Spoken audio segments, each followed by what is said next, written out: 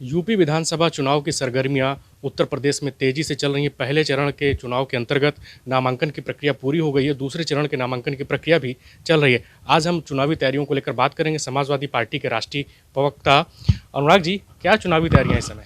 देखिए, पूरे उत्तर प्रदेश की जनता ने जो दर्द 5 साल में झेला है भारतीय जनता पार्टी की सरकार में, जनता उस दर्द का बदला वोट के माध्यम से ले रही है। क्योंकि ये कभी भी महँगाई, बेरोज़गारी पे चर्चा नहीं करते, कभी कोविड काल में जिनकी मौत हुई उनके बारे में बात नहीं करते, किसान रौंदे गए उनके बारे में बात नहीं होती, महिलाओं का चीरण हुआ उनके बारे में बात नहीं होती। ये हमेशा मुद्दे को डाइवर्ट करने की बात करते हैं, जो समाज के असली मुद्दे हैं उस पे चर्चा नहीं होती है। कभी नहीं बात होगी कि एक माँ के साथ क्या गुज़र रही है जो उसका बेटा बेरोज़गार है। एक बेटे पे क्या गुज़र रही है कि वो बेरोज़गार अपनी माँ की सेवा नहीं कर पा रहा है। तो ये जो हमारा ताना-बाना जो हमारे हिंदुस्तान की संस्कृति का जो ताना-बाना होता है कि बच्चा बड़ा होता है, उसके बाद वो रोज़गार पाता है, फिर वो बूढ़े माँ-बाप की सेवा करता है, फिर वो अपनी भी सेवा करता है, अपने बच्चों को भी आगे बढ़ाता है। वो पूरा ताना-बाना भारतीय जनता पार्टी ने ख़त्म कर दिया है। लोग परेशान हैं, लोग बदहवास हैं, लोग परिवर्तन चाहते हैं। तो लोगों को एक ही आशा नज़र आती है, वो है समाजवादी पार्टी, जो समाजवादी पार्टी ने हमेशा से विकास का काम किया है। आज पूरा हिंदुस्तान कहता है कि अखिलेश यादव जी मात्र एक ऐसे नेता हैं जिनके पास विज़न है, जो आज सभी जाति धर्म को एक साथ लेके चलने की बात कर रहे हैं। इसीलिए कहते हैं नई सपा है, नई हवा है, बुजुर्गों का साथ है और आप जैसे लोगों का आशीर्वाद होगा तो समाजवादी पार्टी की सरकार होगी। अखिलेश अखिलेश जी कह रहे हैं विकास हुआ है, आप भी कह रहे हैं विकास हुआ है, लेकिन भारतीय जनता पार्टी की जो सरकार है वो कह रही है जब समाजवादी पार्टी की सरकार होती है तो कानून व्यवस्था ध्वस्त हो जाती है, दंगे होते हैं। समाजवादी पार्टी की जो उम्मीदवारों की लिस्ट आई उसमें कैराना में जो उम्मीदवार हैं समाजवादी पार्टी के, उसको लेकर भी सवाल उठ रहे हैं, क्या कहेंगे आप? देखिए, मैं आपसे पूछना चाहता हूँ किन-किन लोगों के पे सवाल उठा रहे हैं ये? वो 2-3 लोग और जिनको आप अच्छी तरह जानते हैं कि 5 साल से सरकार इनकी थी। अगर कोई आदमी क्रिमिनल होगा तो 5 साल तक आप उसका इंतज़ार करते हैं कि जब नॉमिनेशन करने जाएगा तभी आप पकड़ेंगे। तो इसके मतलब वो क्रिमिनल नहीं होगा तभी तो आप इंतज़ार कर रहे थे, नहीं तो आपने कब का पकड़ लिया होता, जेल में डाल दिया होता। यहाँ पे कानून का राज है। अब मैं पूछना चाहता हूँ 37 ऐसे उम्मीदवार भारतीय जनता पार्टी के जिनके ऊपर संगीन आपराधिक मुकदमे हैं, उनकी सूची क्यों नहीं भारतीय जनता पार्टी बात करती? क्यों नहीं बात करती? सुरेश राणा पे मुकदमे नहीं है क्या? संगीत सोम पे मुकदमे नहीं है क्या दंगा के? क्या डिप्टी सीएम पे मुकदमे नहीं है क्या?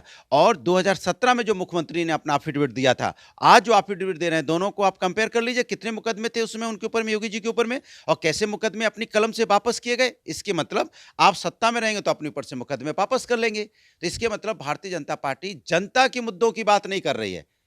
उनको जनता से कोई मतलब नहीं है। वो या तो समाजवादी पार्टी के राष्ट्रीय अध्यक्ष जी की पर्सनल लाइफ के बारे में देखिएगा, क्या करते हैं, क्या खाते हैं, क्या बोलते हैं, क्या करते हैं, या समाजवादी पार्टी के नेताओं के बारे में घुसने की कोशिश करते हैं, लेकिन ये नहीं बताते कि आपने जनता के लिए क्या किया। जनता जिसने आपको जिताया था, वोट दिया था, आपको 5 साल की सरकार दी थी, उसके लिए आपने क्या किया, ये क्यों नहीं गिनाते आप? इस समय चुनाव में अखिलेश यादव जी के जो कुछ बयान है खास करके जिन्ना और पाकिस्तान को लेकर, इस पर क्या कहेंगे आप? देखिए, आप मेरे से सवाल पूछने आए, आप खुद ही पूछोगे चाइना और पाकिस्तान, हम कोई जवाब देंगे तो आप क्या कहोगे? फिर आपके मीडिया वाले क्या कहेंगे? देखिए, भदौरिया जी ने पाकिस्तान पे बोला, पाकिस्तान पे बोला। अरे भैया, आप कोई सवाल पूछते हो, हम उसका जवाब देते हैं। सवाल का जवाब है ये। तो यहाँ चाइना हमारा नंबर दुश्मन 1 है, ये हमने नहीं कहा।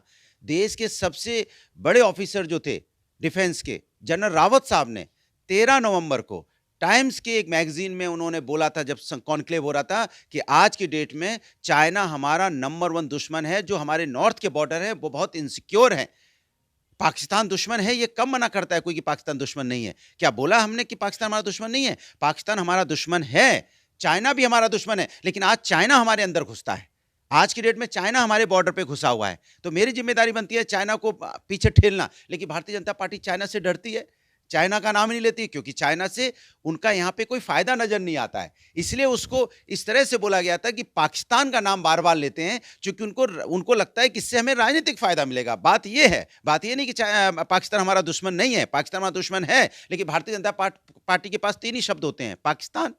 पाकिस्तान की बात करेंगे या समाज के अंदर में विघटन की बात करेंगे, और जब तक पाकिस्तान का नाम नहीं लेते उनकी तो कोई बात ही पूरी नहीं होती, कोई बात पूरी हो ही नहीं पाती उनकी। और ये जो बात जिन्ना की करते हैं, जिन्ना की मजार पे कौन गया था? फूल चढ़ाने कौन गया था? भारतीय जनता पार्टी के नेता। और बिरयानी खाने कौन गया था? पाकिस्तान। ये भी बता दें, बिरयानी कौन लपल लपल लपल करके खा के आया था? उसके बारे में नहीं बात करेंगे। किताब किसने लिखी थी जिन्ना के ऊपर में, उसके बारे में बात नहीं करेंगे। हमने अगर ये बोल दिया कि एक ही इंस्टीट्यूशन में जिन्ना जिसमें पढ़े थे उसमें सरदार पटेल भी पढ़े थे, उसमें नेहरू जी पढ़े थे, तो हमने इतिहास बुलाया कि एक ही स्कूल में पढ़े थे। और इसके एक ही स्कूल में पढ़ने के बाद देखिए विचारधारा कैसे बदल जाती है। जिन्ना एक अलग विचारधारा में चले गए, ये एक अलग विचारधारा में चले गए, तो आप इसका इशू बनाने की कोशिश कर रहे हैं। आप सारा दिन यही रटते रहते हैं, जिन्ना पाकिस्तान, जिन्ना पाकिस्तान, जिन्ना पाकिस्तान, पाकिस्तान जिन्ना, इसके अलावा कोई बात ही नहीं करते। हिंदुस्तान की जनता की बात कब होगी? आपकी समस्या की बात कब होगी? नहीं होगी ना, क्योंकि आप करना नहीं चाहते। अनुराग जी, आखिर क्या कारण है कि विकास को लेकर सभी लोग बात करते हैं, यह चुनाव में विकास न देके धार्मिक ध्रुवीकरण को हवा दी जा रही है? क्योंकि भारतीय जनता पार्टी के पास विकास गिराने को नहीं है। हम तो बार बार विकास का नाम ले रहे हैं। सवाल आप कुछ भी पूछते हो, हम जवाब यही देते हैं कि हमारा मुद्दा विकास है, हमारा मुद्दा महंगाई है, हमारा मुद्दा बेरोजगारी है, हमारा मुद्दा किसानों पर अत्याचार है, हमारा मुद्दा अपराध है जो उत्तर प्रदेश में बढ़ा है। हम तो बार बार इसी बात पे चिल्ला रहे हैं ना। कौन चिल्ला रहा है? ये जाति धर्म की राजनीति कौन कर रहा है?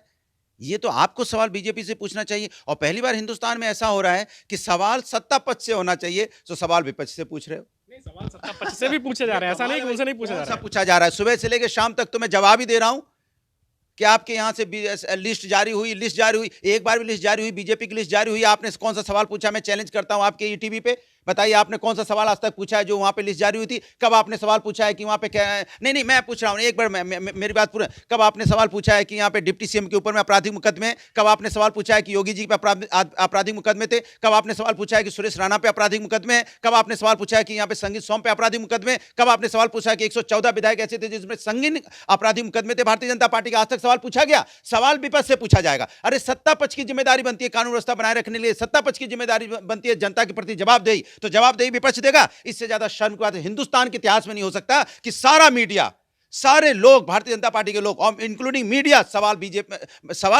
विपक्ष से पूछता है। यह देश के लिए चिंता की बात है और देश के लिए लोकतंत्र की चिंता की बात है कि सवाल सत्ता पक्ष से होना चाहिए, सवाल विपक्ष से हो रहा है। अनुराग जी, इनाडू समूह जो ईटीवी ग्रुप है वो लगातार समाजवादी पार्टी से सवाल भी पूछता है और जो उत्तर प्रदेश में लोगों के खिलाफ जो मुख्यमंत्री हैं, डिप्टी सीएम है, उन लोगों के खिलाफ जो एफआईआर हो उसको लेकर भी लगातार हम लोगों ने समाचार दिखाए हैं। मैं तो आपसे चैलेंज करके पूछ रहा हूं ना, मैं आपकी बात नहीं कर रहा हूं।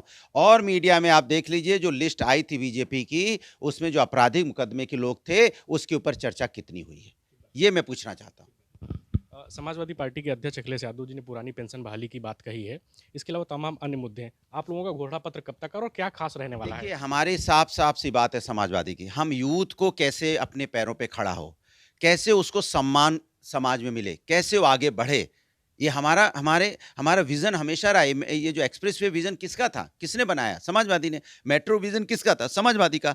यहाँ पे हॉस्पिटल्स किसका विजन था? समाजवादी का। समाजवादी समाज को आगे ले जाने की बात करती है। हमने बोला जो पेंशन बंद हो गई है, सोचिए बुजुर्ग का सहारा क्या होता है रिटायरमेंट के बाद? पेंशन ही बंद कर दिया आपने। और तो और छोड़ो, ये सिरोज जो आप देख रहे हो, जहाँ पे ये एसिड अटैकर बच्चियां काम करती हैं, उनको बंद किए दे रहे थे ये। तो ये किसके साथ खड़े हैं? एसिड अटैकर के साथ नहीं खड़े हैं, जो रिटायर हो गए हैं सर्विस से उनके साथ नहीं खड़े हैं। तो क्या वो इंसान नहीं है? वो हिंदुस्तानी नहीं है? उनकी पेंशन आप ले लेना चाहते हो? और जो 300 यूनिट हमने फ्री बिजली करने की बात की, क्योंकि समाजवादी जानते हैं कि हम दे सकते हैं, क्योंकि प्लांट हमने लगाए हैं। बीजेपी ने नहीं कोई यहाँ पे बिजली का प्लांट लगाया तो आप पूछ लीजिएगा और मुझे बता दीजिएगा।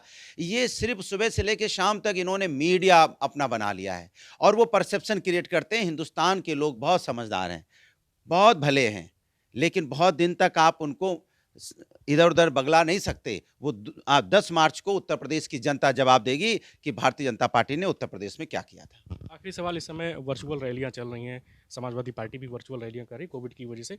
Akhilesh Yadav ji door to door campaign कब से शुरू करने वाले हैं? क्या कुछ इस पर रणनीति बनाई गई है? बहुत जल्दी आपको देखने को मिलेगा। समाजवादी पार्टी चूंकि भारतीय जनता पार्टी से लड़ रही है और भारतीय जनता पार्टी को आप देख रहे हो कि कैसे वो झूठ का प्रोपेगेंडा चलाती है। उनके पास, चूंकि आप जानते हैं भारतीय जनता पार्टी है, ये झूठी पार्टी है, झूठ बोलने के अलावा दूसरा कोई काम नहीं, और झूठ बहुत जल्दी चलता है। आप जानते हो सच जो होता है उसको बड़ी हिम्मत, सच फैलाने के लिए बड़ी ताकत की ज़रूरत होती है कि, लेकिन ये ज़रूर है कि सत्य जो होता है थोड़ा परेशान होता है, लेकिन पराजित नहीं होता है। पराजित तो झूठ ही होगा 10 मार्च को। तो ये थे समाजवादी पार्टी के राष्ट्रीय प्रवक्ता अनुराग भदौरिया, जिन्होंने कहा कि सत्य थोड़ा परेशान हो सकता है लेकिन पराजित नहीं हो सकता है। धीरज त्रिपाठी, ईटीवी भारत, लखनऊ।